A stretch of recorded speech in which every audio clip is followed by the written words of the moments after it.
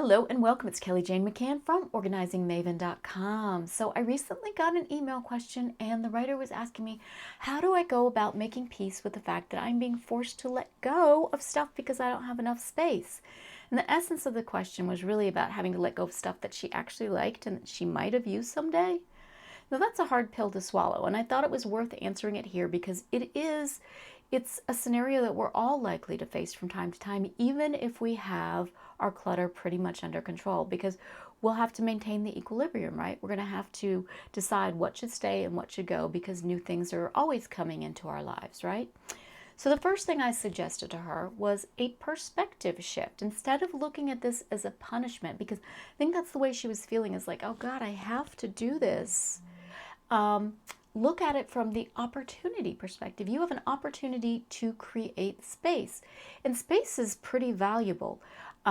Space allows us to physically move around much freer, right? But also mentally it frees us up because there's just not as much to process or to think about. Which brings me to my second point. Every item that we own is a responsibility. No matter how big or small it is, we're the stewards, we're responsible for it. When we let go of that responsibility.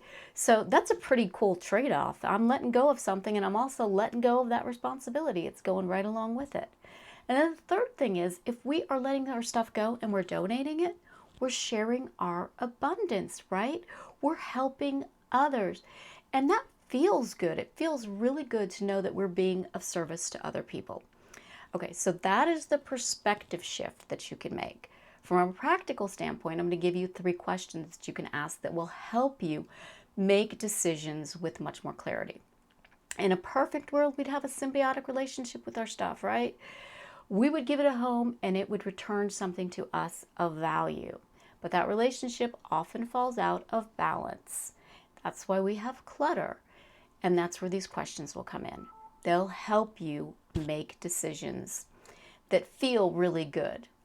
So the first question is, how do you serve me?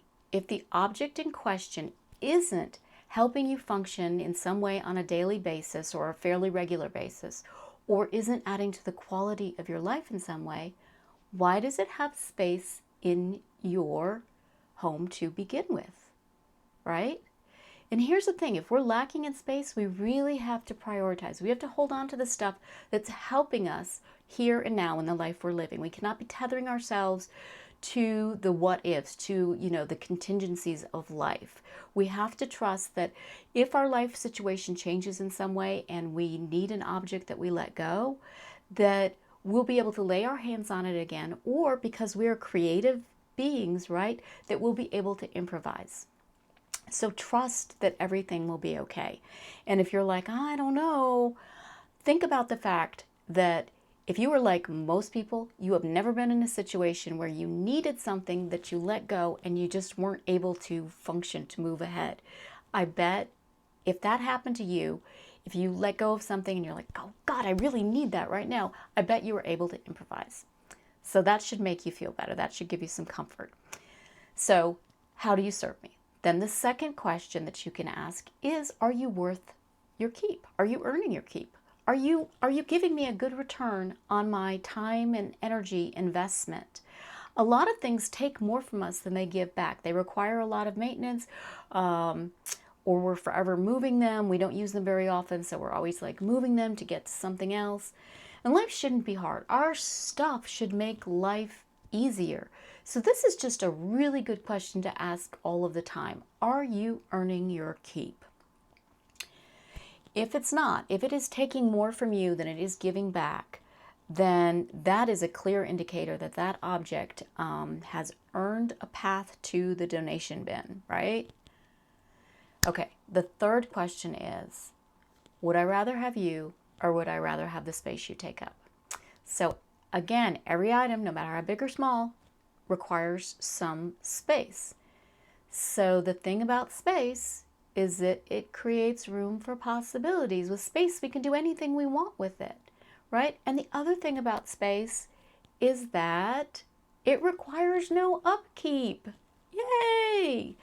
I think that is pretty awesome about space. All you have to do is enjoy space. So that's the third question. Would I rather have you or would I rather have the space?